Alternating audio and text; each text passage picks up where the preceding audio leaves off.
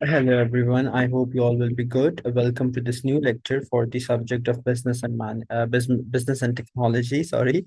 आज के लेक्चर में हम एक नया चैप्टर स्टार्ट कर रहे हैं, that is business organisation functions. इससे पहले हमने बिजनेस ऑर्गेनाइजेशन का स्ट्रक्चर पढ़ा था, और आज हम डिफरेंट फंक्शंस की बात करेंगे। देखें, एक बिजनेस में जो है वो डिफरेंट डिपार्टमेंट्स होते हैं। हर डिपार्टमेंट को एक स्पेसिफिक टास्क असाइन होते हैं। स्पेसिफिक काम जो है एक डिपार्टमेंट करता है, राइट। आज हम ये देखेंगे कि एक बिजनेस में जो मेजर इंपॉर्टेंट डिपार्टमेंट्स हैं वो कौन कौन से होते हैं, और हर डिपार्टमेंट जो है वो बिजनेस की स्ट्रैटेजी में, बिजनेस के ऑब्जेक्टिव अचीवमेंट में और बिजनेस की सक्सेस में कैसे जो है वो कंट्रीब्यूट करता है। द वेरी फर्स्ट डिपार्टमेंट जिसकी हम बात करेंगे that is research and development department. इसको R&D डिपार्टमेंट भी कहते हैं। ये डिपार्टमेंट बहुत one of the most important department होता है। और इसका बेसिकली काम क्या होता है? इसका काम ये होता है टू डू रिसर्च। मैं यहाँ लिख भी देता हूँ साथ, to do research, sorry, and to do research on new products that will help company to stay in the market and achieve profits, achieve uh, continuous success and profits। Okay. Research and development का department basically वो department होता है जिसका सबसे पहला काम जो है, या जो ये वो डिपार्टमेंट है जो सबसे पहले इन लाइन आता है, और ये आपके न्यू प्रोडक्ट्स के बारे में रिसर्च करता है। ये रिसर्च करता है कि अच्छा आजकल मार्केट में जो है वो क्या चल रहा है। अच्छा आजकल कस्टमर्स किस तरह की चीज़ों को प्रेफर कर रहे हैं। अच्छा आजकल कस्टमर कितनी अमाउंट की चीज़ खरीद रहे हैं। अच्छा आजकल कस्टमर्स का जो लाइफस्टाइल पर्सपेक्टिव है वो क्या है। फॉर इंस्टेंस देखो, मैं आपको एक बहुत मजे की एग्जांपल देता हूँ। Sorry guys. एप्पल जो है वो हमारे पास हर साल नया जो है वो एक प्रोडक्ट लॉन्च करते हैं, और अब वैसे भी 9 सितंबर आने वाली है। 7 सितंबर और 9, आई एम नॉट श्योर, दोनों में से किसी एक दिन जो है वो एप्पल अपना प्रोडक्ट जो है वो लॉन्च करता है। तो देखो, अब जो वो आईफोन 17 लॉन्च करने वाला है, उसको लॉन्च करने से पहले या उसको बनाने से पहले एप्पल ने मार्केट रिसर्च की होगी, और मार्केट रिसर्च में उसने ये देखा होगा कि अच्छा जो कस्टमर है उनका पर्सपेक्टिव क्या है, वो किस तरीके की चीज प्रेफर कर रहे हैं, क्या प्राइस रेंज वो प्रेफर कर रहे हैं। ये तमाम चीजें जो हैं वो एप्पल ने सोची होंगी। You might know this thing, मैं काफी दफा ये बता भी चुका हूँ कि रिसर्च एंड डेवलपमेंट जो है वो बहुत इंपॉर्टेंट डिपार्टमेंट होता है किसी भी कंपनी का। और एप्पल की अगर मैं स्पेसिफिकली बात करूँ तो इट्स रिपोर्टेड दैट वो ऑलमोस्ट हाफ ऑफ द जो रेवेन्यू वो जनरेट करते हैं उसका जो भी रेवेन्यू वो जनरेट करें उसका हाफ वो ऑलमोस्ट रिसर्च एंड डेवलपमेंट में इन्वेस्ट करते हैं। ठीक है, तो रिसर्च एंड डेवलपमेंट आपसे कोई भी पूछे क्या कौन सा डिपार्टमेंट होता है, आपने सिंपल ये बताना है कि रिसर्च एंड डेवलपमेंट जो है कंपनी का वो डिपार्टमेंट है जो फर्स्ट इन लाइन आता है। इसका काम होता है to research about new products and convert that research into development of that product at initial stages। ठीक है। अब जो रिसर्च होती है वो तीन तरह की होती है। आपने याद रखना है कि सबसे पहले जो रिसर्च होती है दैट इज जनरल रिसर्च।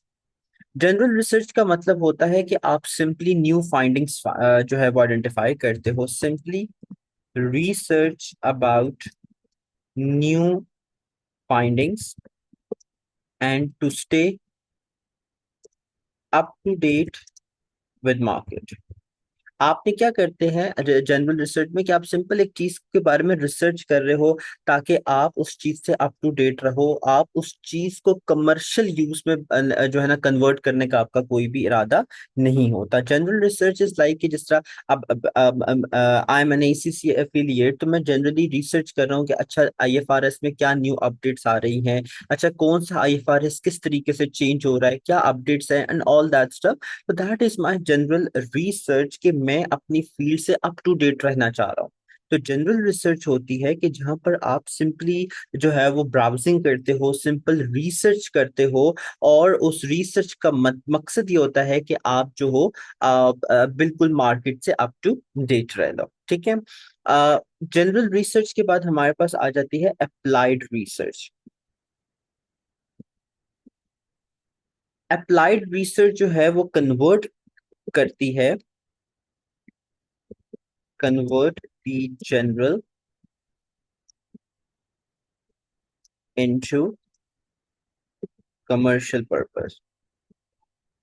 आपका जो अप्लाइड रिसर्च होता है वो आपके जनरल रिसर्च को किस में कन्वर्ट कर देता है कमर्शियल पर्पस में। यानी अप्लाइड रिसर्च का मतलब है कि आप जो रिसर्च कर रहे हो वो इस नियत से कर रहे हो ताकि आप जो न्यू फाइंडिंग्स आपको मिलेंगी उसको आप कमर्शियली अपने लिए बेनिफिट के तौर पे यूज करो। उससे हो सकता है आप कोई नया प्रोडक्ट जो है वो बना लो। तो जब आप अप्लाइड रिसर्च करते हो तो अप्लाइड रिसर्च का जो नेक्स्ट स्टेज होता है डेवलपमेंट। तो आप conversion of applied research into product development। ठीक है, मैं आपको दोबारा से बताता हूँ। जनरल रिसर्च जिसमें आप सिंपल ब्राउजिंग कर रहे हो, सिंपल थ्योरेटिकल रिसर्च कर रहे हो किसी भी चीज के बारे में।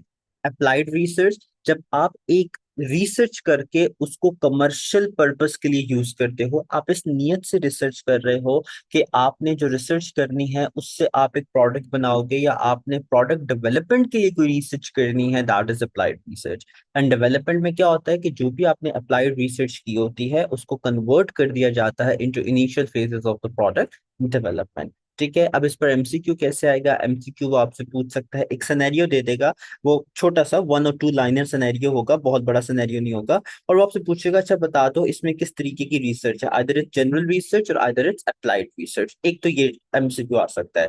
दूसरा वो सिंपल जो है इनकी डेफिनेशन आपसे 1 मार्क डेफिनेशन जो है वो पूछ सकता होता है। ठीक है, अब हम रिसर्च एंड डेवलपमेंट के बाद जो है वो आगे जाते हैं और हम बात करते हैं अपने नेक्स्ट डिपार्टमेंट की, that is going to be your purchasing department.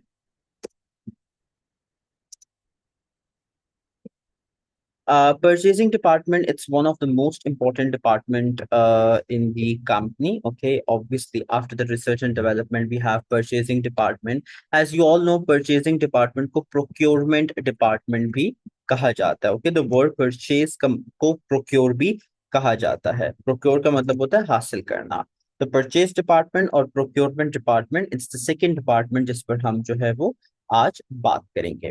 अच्छा, परचेजिंग डिपार्टमेंट देखो उसके नाम से जाहिर है, I guess it is very common thing to understand कि परचेजिंग डिपार्टमेंट का काम होगा सप्लायर्स के साथ कनेक्ट करना और रॉ मटेरियल को अच्छी क्वालिटी में एट इकोनॉमिकल प्राइसेस पे खरीद लेना। ठीक है, तो मैं यहाँ लिख भी देता हूँ, to connect with suppliers to buy good quality raw material at economical prices। ठीक है, आपका जो परचेज डिपार्टमेंट और इसके अलावा जो है परचेज डिपार्टमेंट का keep up to date with ordering process and inventory levels.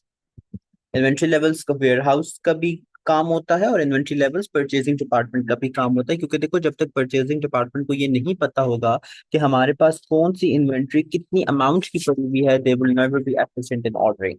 Right, so purchasing department का काम होता है कि सप्लायर्स को कनेक्ट करना, उनके साथ डील्स नेगोशिएट करना, अच्छी क्वालिटी का रॉ मटेरियल खरीदना at economical prices. And secondly they shall always and always be up to date with the inventory levels and ordering process within the company. Purchasing department में हम एक concept पढ़ते हैं जिसको हम purchasing mix कहते हैं। अब ये परचेजिंग मिक्स क्या होता है इसको जरा ध्यान से सुनिएगा। परचेजिंग मिक्स में हमारे पास 4 चीजें आती हैं जिनको हम अंडरस्टैंड करते हैं। सबसे पहले quantity, then we have quality, then we have price and then we have delivery. Okay, अब परचेजिंग मिक्स जो है आइडेंटिफाई करता है इन 4 चीजों को। क्वांटिटी का मतलब है कि how much shall be ordered, कि कितना ज्यादा जो है आपको ऑर्डर करना है। क्वालिटी, क्वालिटी कैसी होनी चाहिए, लो और गुड क्वालिटी। ठीक है, प्राइस आपकी जो है इकोनॉमिकल होनी चाहिए, इकोनॉमिकल प्राइसेस।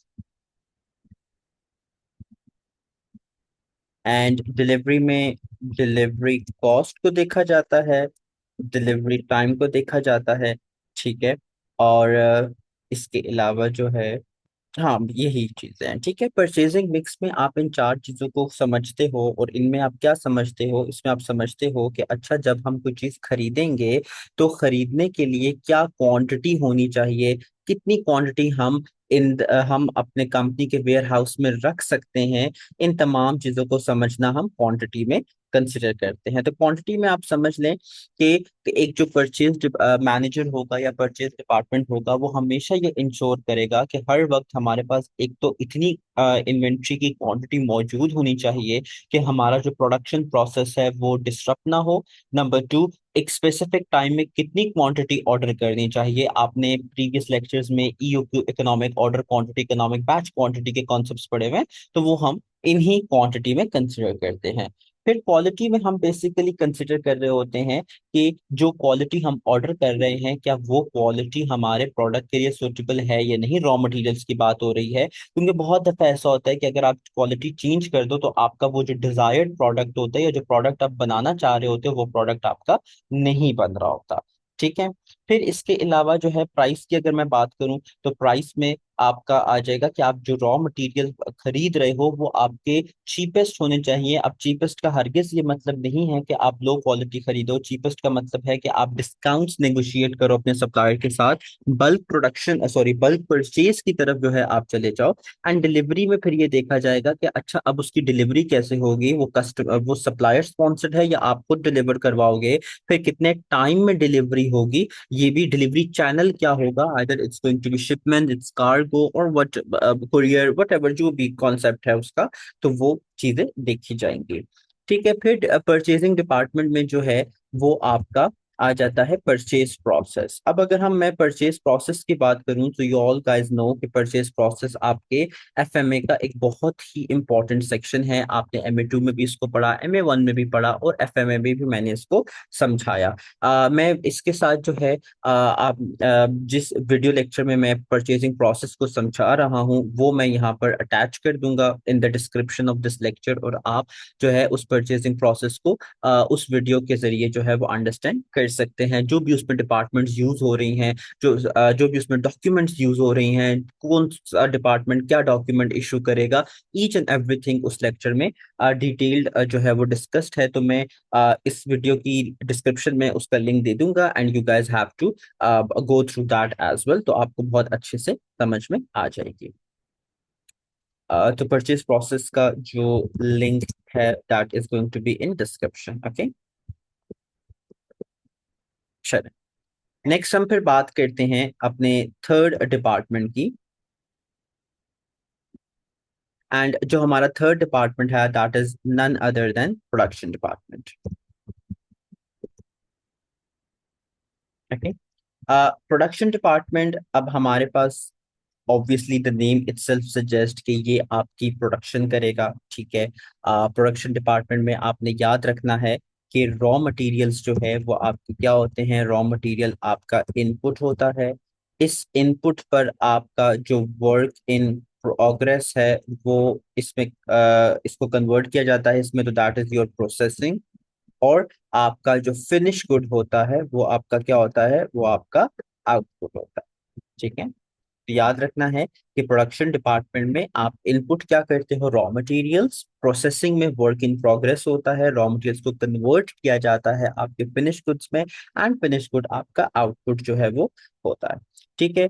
अब प्रोडक्शन जो है वो कैसे मैनेज करनी चाहिए, कितने आउटपुट से कितने इनपुट से कितना आउटपुट बनाना चाहिए, एक टाइम पे कितना इनपुट प्रोडक्शन में इन्वॉल्व होना चाहिए, कितना आउटपुट जनरेट होगा, वेस्ट परसेंटेज क्या होगी, ये तमाम डिफरेंट क्वेश्चंस होते हैं जो एक प्रोडक्शन मैनेजर जो है वो डिटरमिन करता है based upon the sales demand, based upon the available resources of the company, based upon the requirements of the company, and based upon the capacity of the company, ठीक है। तो हम production department के लिए जो है वो हम कहते हैं कि there are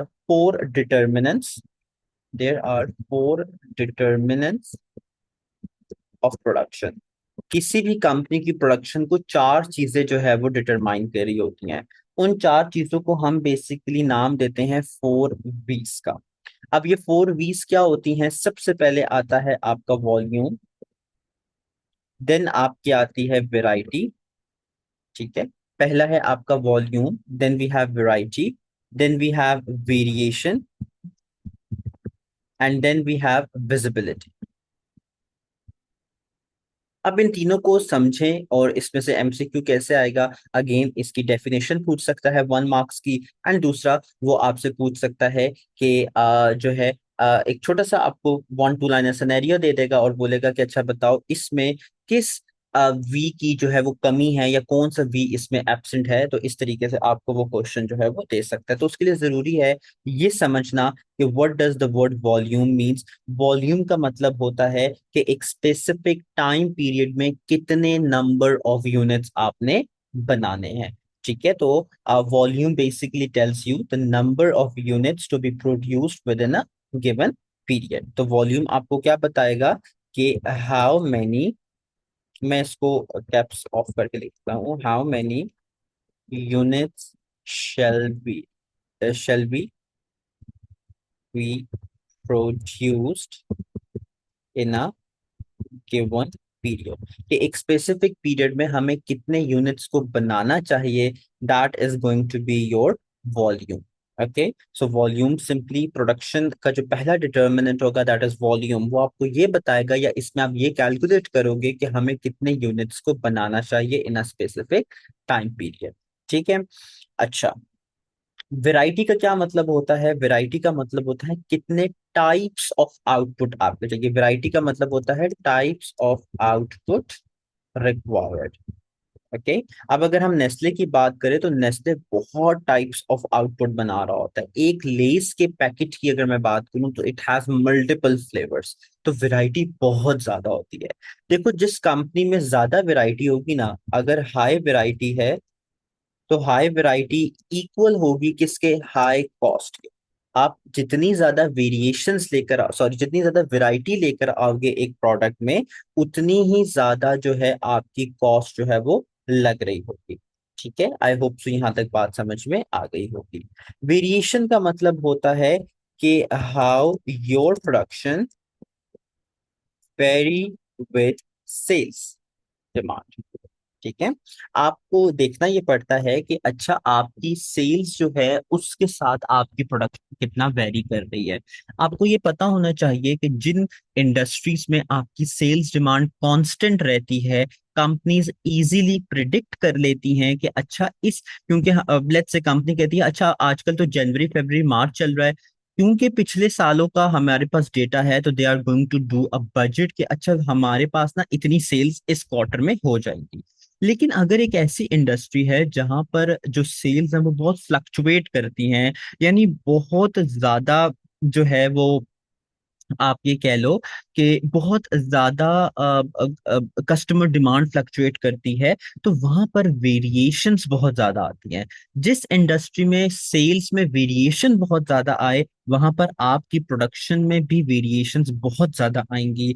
जिस इंडस्ट्री में प्रोडक्शन में वेरिएशंस आए, वहां पर आपकी कॉस्ट ज्यादा लगती है। देखो, इस महीने आपने 200 यूनिट्स जो है वो प्रोड्यूस कर दिए, but sale was for 450 units. आपको 250 मजीद प्रोड्यूस करने पड़ेंगे, ऑटोमेटिकली कॉस्ट इंक्रीज कर जाएगी।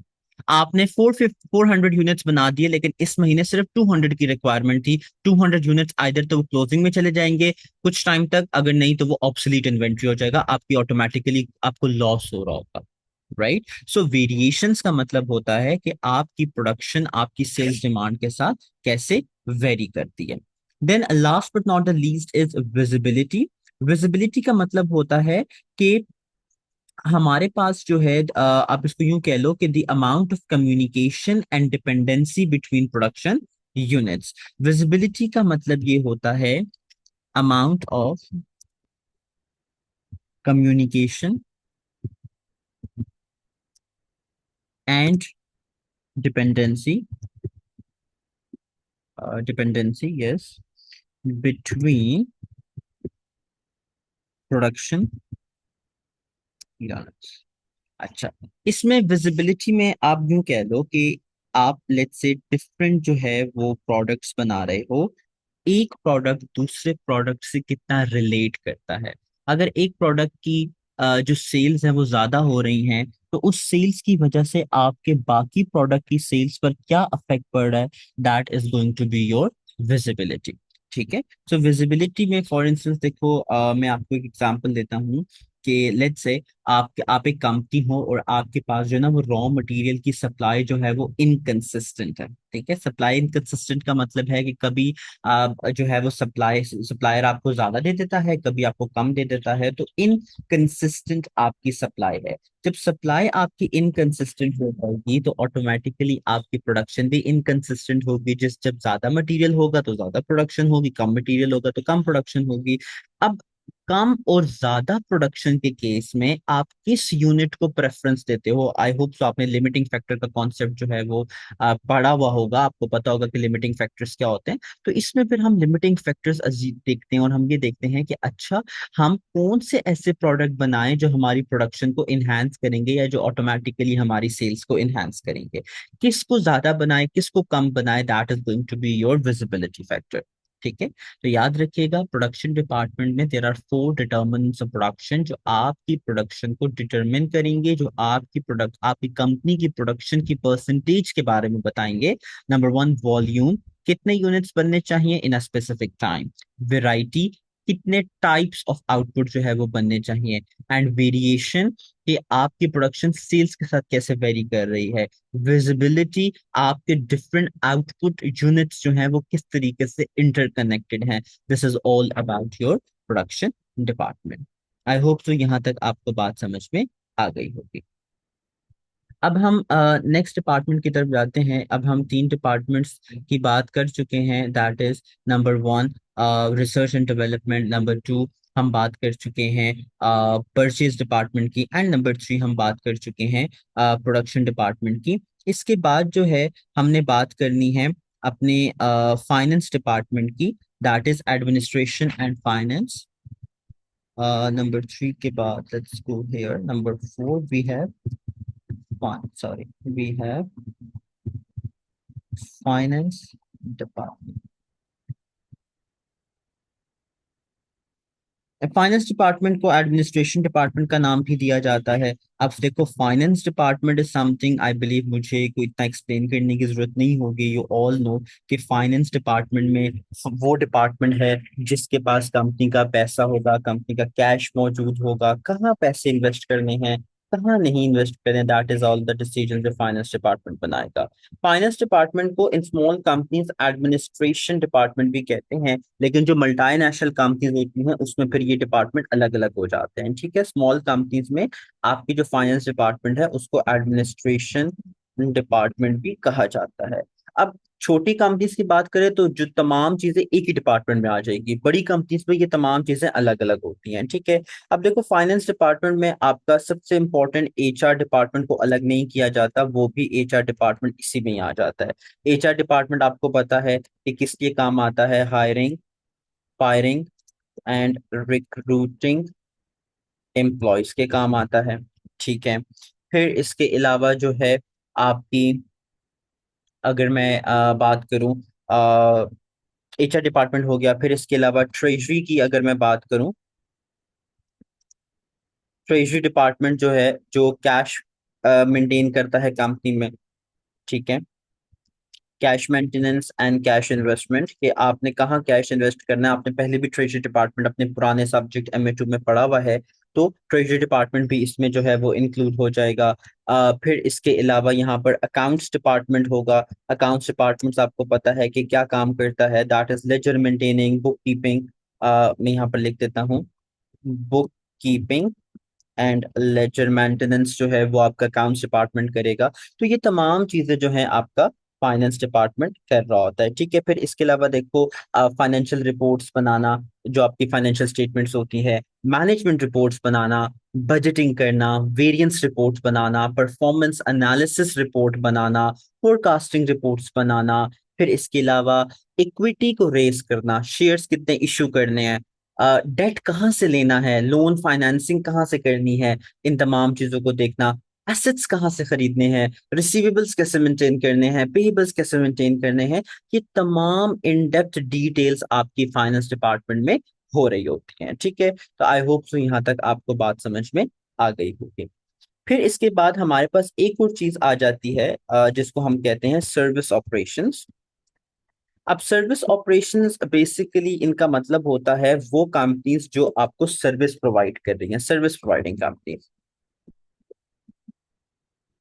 ओके, अब service providing companies manufacturing company से कैसे डिफरेंट होती हैं, इनमें क्या कॉन्सेप्ट होता है, इस पर भी मैंने एक डिटेल वीडियो लेक्चर बनाया हुआ है जो आपका एफएमए का जो एग्जाम है उसमें इंक्लूडेड है।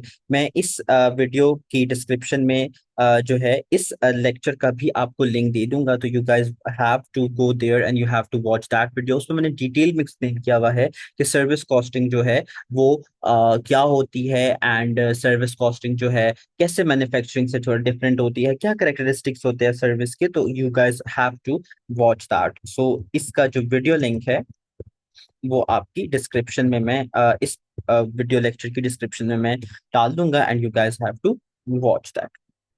ओके, सो यहाँ तक हमने बेसिकली बात कर ली है डिफरेंट 5 सेक्टर्स की जो एक बिजनेस डिपार्टमेंट में होते हैं। Next and the very one of the most important जो इस you know like subject sorry इस एग्जाम में है या इस चैप्टर में है, दैट इज मार्केटिंग।